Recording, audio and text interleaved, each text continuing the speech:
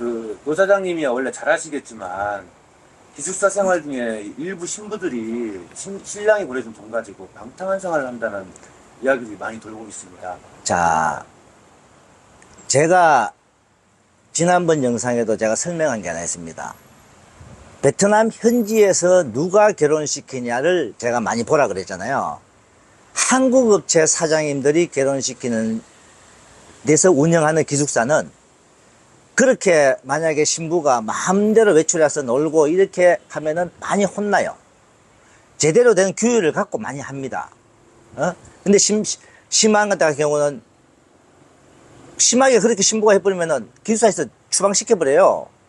저희도 마찬가지고.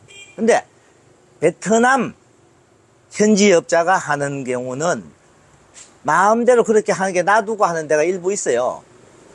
그러다 보니까 어떻게 하냐. 착한 여성이 기숙사에 들어왔는데도 옆에 다른 신부하고 친해지잖아요. 친해지다 보니까 그 신부가 야, 내가 아는 남자친구들 있는데 뭐 언제 한번 모여갖고 놀자 하는데 우리 같이 가자. 모르고 끌려가는 거예요. 하다 보면 그 물에 휩싸여버려요. 그러면은 이 신부가 착했었는데도 그래 같이 어울리게 놀게 돼버리잖아요. 그 때문에 기숙사는 규율이 상당히 엄해야 돼요. 사실 학교 가는 거 그리고 나서 그 외에는 밤에 외출 금지, 고향에 서류 때문에 갈 때는 반드시 허락 받고 가고. 제가 이 질문을 하기 전에 조금 전에 제가 여기 오면서 제 와이프 전화를 받았어요. 지금 어젯밤에 저희 기숙사에도 그 신부가 한 명 발생했어요. 어떤? 어제 무단으로 나갔대요, 낮에. 그래서 우리 일요일 날 학당 가는 것도 아니잖아요. 그 잠깐 나갔다 오겠지 하는데 몇 시간이 지나도 안 오는 거예요. 우리 와이프가 전화를 한 거예요. 너 왜 안 와? 빨리 와. 기숙사에 빨리 와서 공부해야지. 결국은 그 신부가 밤에 안 들어온 거예요. 근데 문제는 옆에 다른 신부들이 말을 해줘야 되는데 안 해버렸어요. 왜? 베트남 사람 편이라. 아니, 혼날까봐. 그 신부가 우리한테 혼날까봐. 혼나는 게 아니고요. 이거는 굉장히 결혼생활 중요한 문제예요. 신부가 무단 외박을 하면 과연 무단 외박을 왜 했겠어요? 뭐 가족을 만나, 친척을 만나, 그러면은 반드시 전화해갖고 허락받죠. 옆에 친척, 가족 뭐 영상통화, 요즘 전부 영상통화해서 왜 허락을 못 받아요? 그렇게 허락을 안 해주는 사장들이 없잖아요. 근데 무단 외박은요, 아까 질문한 것처럼 방탕한 생활이에요. 무조건. 오늘 여러 가지 문제가 터진 것 중에도 대부분이 이런 문제예요. 신부가 베트남에서 제대로 생활을 하느냐, 이게 문제예요. 과거에 어떻게 살아왔느냐부터 시작해서 이 기숙사 생활 기간 동안에 보면요, 그렇게 좀 방탕하게 살아온 신부들은요, 이 기숙사 생활 몇 개월간 안에는 꼭 표가 납니다. 그걸 신랑이 점검하는 게 아니고 결혼 업체에서 신부를 점검하는 거예요. 저희 같으면은 한 번 외박은요, 그냥 기숙사 바로 추방이에요. 그 신부는 수반인가요? 네? 대신 신랑분한테 이야기를 합니다. 신랑분이 결혼을 계속 진행할 건지 안 할 건지 신랑분 선택이에요. 그러면은 바깥에서 신부가 학당을 다니면서 하든가 저희들은 계속 진행을 해줘요. 근데 어느 누구 신랑분이요, 신부가 무단 외박을 하고 들어왔다, 그걸 그냥 넘어가는 신랑분은 사실 없을 거예요. 베트남 업체의 경우도 그렇겠지만 개인 소개 같은 건 더 문제일 것 같아요. 개인 소개는 기숙사라는 자체가 없잖아요. 그래서 이 문제가 더 네. 이야기가 많죠.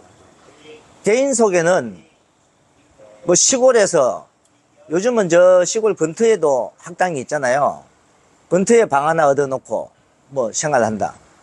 근처 거기도 놀기 요즘 뭐 작은 도시가 아니잖아요. 여자들이 놀기 좋잖아요.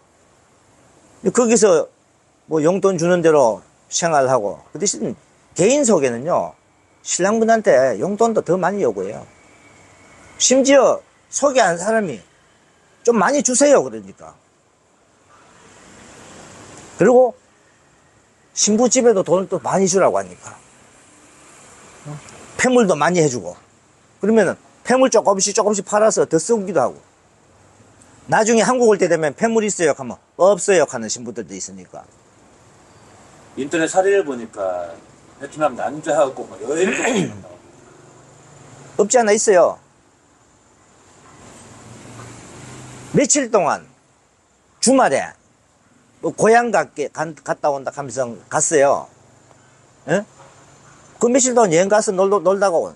그러면 그 며칠 동안 신랑분하고 전화통화가 안 돼요. 그는 가장 많이 말 쓰는 말, 전화기가 고장났어요. 반드시 그렇게 전화가 안 될 때는 의심을 해봐야 되는 거고, 그 다음에 영상전화는 안 받아요. 문자만 주고받아요. 그것도 의심해야 돼요. 신부가 기숙사에 안에 있으면서 예를 들어서 전화기를 못 받았다, 뭐 샤워하다 보니까 못 받았다, 있을 수 있는 일이잖아요. 근데 기숙사가 없는 상태에서 저희들은 그래요. 신랑분이 가끔 와이프 전화가 잘 안 돼요, 연락 와요. 그러면은 이 신부가 그 시점에 기숙사에 있든지 없든지부터 먼저 확인합니다. 아, 기숙사에 있는 시간에 못 받았다 그러면은 왜 남편 전화를 왜 못 받았다 하면 신부가 보면 뭐 샤워하고 하다 보니까, 아니면 지난번도 그래요. 어떤 신부는 감기기가 있어서 약 먹고 좀 잤어요. 옆에 다른 신부들 보니까 기숙사에 있는 거 맞다 이거예요.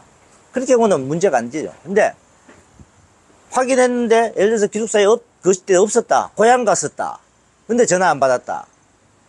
고향 가서 부모님 집에 가도 전화가 뭐 저녁이라도 뭐 안 받을 리는 없잖아요. 보통 일반적으로 신부들이요, 남편 전화 오잖아요, 못 받았잖아요. 그러면 본인 자기들이 다시 바로 온단 말이에요. 근데 그렇게 놀던 신부들은요, 한국 가잖아요. 한국에도 베트남 남성들 많아요. 저는 한국에서 갑니다. 토요일, 일요일 날 신부가 많이 밖으로 나간다, 그거 의심하라 그러거든요. 왜? 베트남 노동자들이 쉬는 날 그리 많이 나간단 말이에요. 근데 이 여성은 처음에 와서 베트남 남성을 모르지만은 이 여성이 아는 사람, 특히 조심해야 될 게요, 다문화 센터에서 한국말 공부할 때 거기서 알았던 친구, 그 친구의 친구가 또 누구 아는 사람이 있다 보면 이렇게 어디서 놀자 그런단 말이에요. 그럼 어디서 놀다 보면은 뭐 밤새워 놀 수도 있을 거고, 막 이런 사태가 벌어지는 거예요. 그러다 보면은 예를 들어서 뭐 대구 있는 사람이 부산으로도 놀러 갈 수 있는 거고. 전에 한 번은요, 우리가 결혼시킨 신부는 아닌데 어떻게 좀 알았던 신부인데, 이 신부가 우리 와이프한테 그런 자랑을 한 거예요. 밀양에 사는데 김해까지 놀러가서 베트남 아들하고 놀았어. 그 놀았던 사진이 휴대폰 안에 있는 거예요. 그거 사진 보여주고 이래 가서 몇 명 놀고, 우리 와이프가 가만히 보고 있다 어이가 없는 거예요. 철이 없는 것 같아요. 그래갖고 우리 와이프가 너 이거 나한테 자랑이라고 하나 지금? 너 이런 식으로 하고 휴대폰에 이거 보면 남편이 안 보나? 남편한테 말해줄까? 이 말까지 해버린 거예요. 하니까 그 신부가 그때서야 깜짝이갖고 아니야. 철없는 거죠. 어떻게 하다 한 번씩 놀러 가네. 그런 신부들은 자꾸 놀다 보면 주말만 되면 놀러 가요. 그 신랑부한테는 주말에 친구 만나러 가요. 친구 누구 집에 가요. 그렇게 잤다는 거는요, 놀러 다니는 거예요. 여기서 기숙사 생활도 똑같아요. 그러면은 이 신부들이 결혼하기 이전에도 그렇게 놀았던 신부도 있을 수 있을 거지만은, 여기서 또 한국어 학당에서 또 친구를 사귀는데 그 친구가 또 놀자 해서 나갔을 수도 있고, 그러다 보니까 저는 기숙사 생활은 굉장히 엄하게 해야 된다는 주의예요. 신랑 입장에서는 그런 업체를 찾는 게 관건이네요. 그래서 한국 사람이 하는 업체, 베트남 현지를 한국 사람이 하는 업체. 제가 아는 사장님들 중에요. 그거 뭐, 그냥 안 넘어갑니다. 그분들 다. 신부요. 그런 거 보이잖아요. 바로 집으로 쫓아 보내버려요. 그분들, 어떤 분은요, 내가 돈 들여서 다시 하더라도 저런 신부는 안 돼 하는 사장님도 있어요. 그래서 제가 가는 게 한국 업체와 거래를 하든 브로커를 거래하든 어떻게 하든 현지에서 베트남 사람이 하는 데는 하지 말라는 거예요. 그냥 막 놔두잖아요.